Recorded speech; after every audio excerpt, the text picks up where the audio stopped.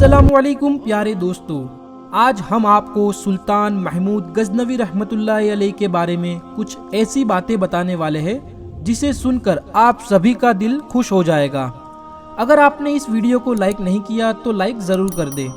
प्यारे दोस्तों, सुल्तान महमूद गजनवी रहमतुल्लाह अलैह बहुत बड़े मशहूर सुल्तान थे। उनका एक चहीता गुलाम था जिसका नाम अय्याज था। सुल्तान महमूद अपने गुलाम अय्याज से बहुत प्यार करते थे और उस पर बहुत भरोसा करते थे और बहुत इज्जत भी करते थे। प्यारे दोस्तों, आपने एक शेर तो सुना होगा जो बहुत मशहूर है, जिसे अल्लामा इकबाल ने अपने अल्फाजों में लिखा हुआ है। एक ही शफ में खड़े हो गए महमूद और अय्याज, ना कोई बंदा रहा ना कोई बंदा नवाज। तो प्यारे दोस्तों, बादशाह अय्याज की बहुत ही इज्जत करते थे। यही सब चीजें देखकर जो दरबारी थे अय्याज से बहुत जलते थे। हर वक्त किसी ना किसी बहाने का इंतजार करते रहते थे कि कोई मौका मिल जाए और अय्याज को बादशाह के सामने जलील कर दिया जाए और बादशाह की नज़र में हम प्यारे हो जाए, हम नूरे नज़र बन जाए। एक दिन मौका मिलते ही कुछ दरबारियों ने सुल्तान से शिकायत लगाई कि बादशाह सलामत, अय्याज के पास एक तिजोरी है और वो उस तिजोरी को ताला लगाकर रखता है। रोजाना उस तिजोरी को खोल कर देखता है और किसी दूसरे बंदे को देखने तक नहीं देता। हमारा ख्याल है कि उसने आपके खजाने से हीरे जवेरात चुरा कर अपने तिजोरी में रखे हुए हैं। आप उसकी तलाशी लीजिए तो दूध का दूध और पानी का पानी हो जाएगा। प्यारे दोस्तों, जब बादशाह को ये शिकायत की गई तो बादशाह ने उसी वक्त अय्याज को बुलाया और कहा कि अय्याज, क्या तुम्हारे पास तिजोरी है?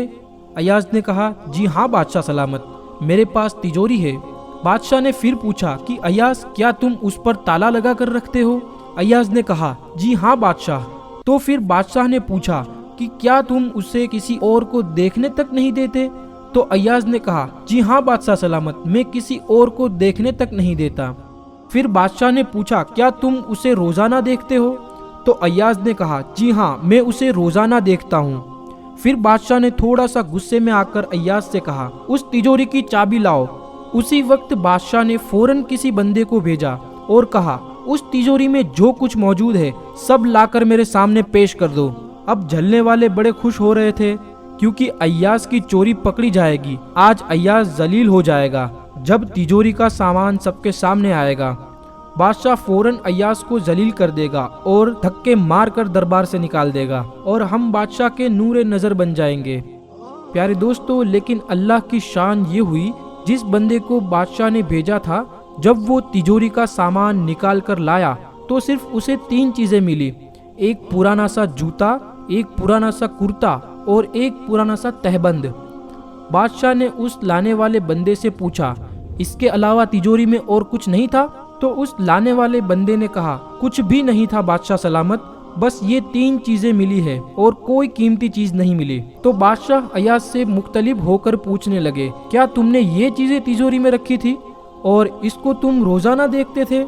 इसको तुम ताला लगा कर भी रखते थे और किसी को देखने तक नहीं देते? क्या यही वो 3 चीजें हैं जिसकी तुम इतनी कद्र करते हो? अय्याज ने कहा, बादशाह सलामत, हो सकता है पूरी दुनिया की नज़र में या फिर ये दरबारियों की नज़र में और आपकी नज़र में ये बहुत ही बेकीमती चीज़ें होंगी, मगर मेरे नज़दीक ये बहुत कीमती चीज़ें हैं। बादशाह ने अय्याज से पूछा, वो कैसे? तो अय्याज ने कहा, बादशाह सलामत, ये इसलिए मेरी नज़र में कीमती चीज़ें हैं कि जब मैं पहली बार आपके दरबार में आया था तो यही जूते पहने हुए थे, यही तहबंद बंधा हुआ था और यही कुर्ता पहना हुआ था। मैंने इन तीनों चीज़ों को महफूज रख दिया था और रोजाना वो तिजोरी खोलकर मैं इन तीनों चीज़ों को देखता हूँ और अपने नफ्स को, अपने दिल को समझाता हूँ कि अय्याज, तुम्हारी यही औकात है, तू अपनी औकात कभी ना भूलना। आज जो तुमको मिला है वो तुम्हारे बादशाह सलामत का तुम पर करम है, एहसान है, लिहाजा हमेशा बादशाह सलामत का एहसान सलामत रखना। बादशाह सलामत, इस तरह मुझे मेरी औकात याद रहती है कि मैं क्या था और क्या हूँ। मुझे बादशाह के कुर्ब ने क्या क्या इज्जत बख्शी है, बादशाह के करीब होने में मुझे क्या क्या मिला है। इसीलिए आपकी अहमियत, आपकी कद्र हमेशा मेरी नज़रों में बनी रहती है और मैं आपका बड़ा शुक्र अदा करता रहता हूँ कि ये सब कुछ, ये सारी चीज़ें जो आज मुझे मिली है वो आपके करम से मिली है। प्यारे दोस्तों, काश हमारी भी यही कैफियत हो जाती کہ ہم اللہ رب العزت کی نعمتوں کو ہمیشہ دھیان میں رکھتے کہ اللہ نے ہمیں کیا کیا دیا ہے، اپنی اوقات کو یاد رکھتے۔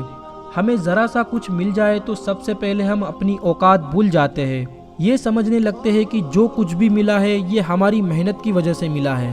محنت تو صرف ایک بہانہ ہے، پر رزق پہنچانا تو رب کا کام ہے، دینے والی ذات صرف اللہ کی ہے۔